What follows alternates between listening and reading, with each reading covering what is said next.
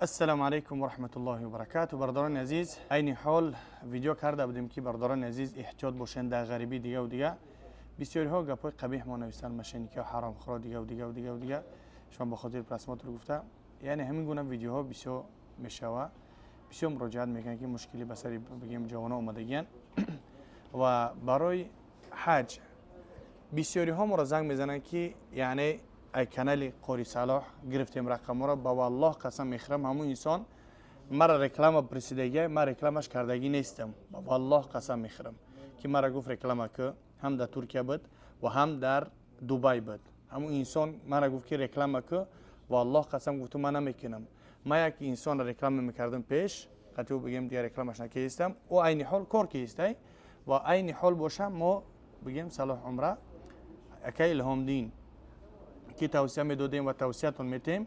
رقمش آخرش این 834 222 11 11 های.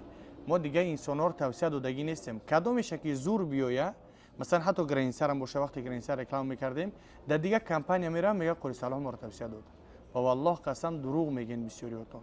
بعد دیگه کس میرین در فریب دیگه کس گرفتار میشین، بعد زورتون که اومد چیکار میکنین؟ دروغ را بگین قاری صلاح توصیه ما داد. کانال قاری صلاح گفتیم که یک کس همو انسان کانال ما رکلامش بگیرین که صورت بگیرین با ما اسکرین شات کنین روی کنین در اینستاگرامم قاری صلاح اینستاگرام گالچکا داره که یک کس امر اثبات بکنین، بعد گفتی که ابو جنگ انجال بردارین، بعد بگین که حرام خری و دیگه و دیگه و دیگه ش بگین. هر انسانی که هر یک حاجی را احمق میکنه، فریب میکنه، پلش میگیره نمیته، او با جوابگاری گرفتار میشه، هم نزد قانون هم نزد گفتی که با جوان مردایی که گفتی که با در خدمت مسلمان ها هستی.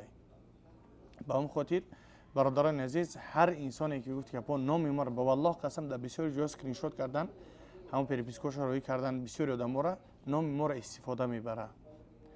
ما رقمای خودم لیچنه 3801 آخرش ما با یگان کس گفتی که با دیگه رقم ها نمی نویسم. دو رقم دارم، یک از رقمش برای پدر مادر، یک رقمش کوریه. الله نیابانی هر کدیم ما شما باشه او حرام خورایی که شما را فریب میکنن ان شاء الله که زود است که با جوابگاری گرفتار میشوه. الله نیابان تا باشه هر برادری که در مهاجری در غریبی در مسافرت الله نیابان تا باشه احتیاط کنین، حرکت کنین، توقع نگردین. یعنی ختان دیده استین و شنیده استین چه حال و روزگار این حال اندک مدت ان شاء الله که صبر کنین تا اینکه غضب همونها پایان شوه، آرام شوند و ان شاء الله که باز کار باره شروع میکنیم. الله نیابان هر یک از ما و شما باشه، با دعا باشین، از دعای صالحتان ما را فراموش مکنین. فی امان الله. السلام علیکم و رحمت الله و برکاته.